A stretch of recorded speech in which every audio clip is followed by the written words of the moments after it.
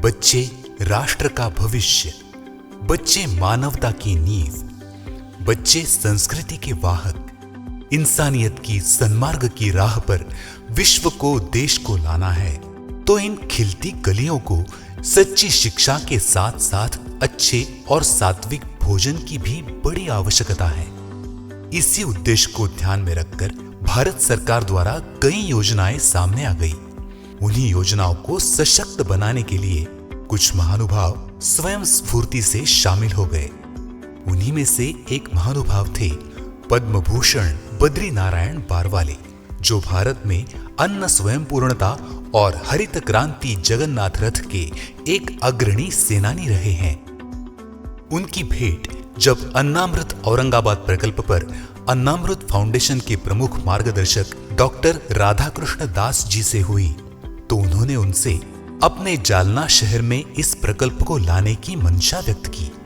यह मंशा केवल मन में ना रहते हुए सत्यता में तब्दील होने लगी जब इस नेक विचार को श्री राजेंद्र बारवाले तथा डॉक्टर उषा जेहर का साथ मिला और पोषणमयी अन्नामृत बीज को अंकुरित किया गया।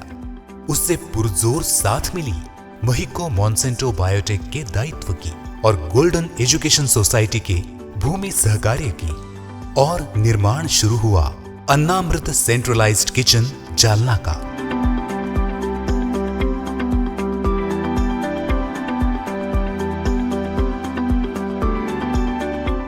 अन्नामृत सेंट्रलाइज्ड किचन जालना प्रकल्प अन्न निर्मिति तथा अन्न सेवा के उच्चतम मानकों को ध्यान में रखकर निर्मित प्रकल्प है, जिसमें हाइजीनिक तथा पोषण युक्त मध्याह्न भोजन बनाने की पर्याप्त व्यवस्था की गई है, जैसे स्वच्छ परिसर, स्वच्छ जल हेतु वाटर ट्रीटमेंट प्लांट, कर्मचारियों के व्यक्तिगत पर्याप्त हाइजीनिक स्टेशंस, स्टीम कुकिंग के लिए कोल्ड रूम्स, स्वयंचलित राइस हॉपर, दाल हॉपर तथा पुलाव और halwa station, idli sambar station, silo storage, cold storage और विशेषतः प्राइमरी फूड लैब जैसी अत्याधुनिक सुविधाएं सज्ज है।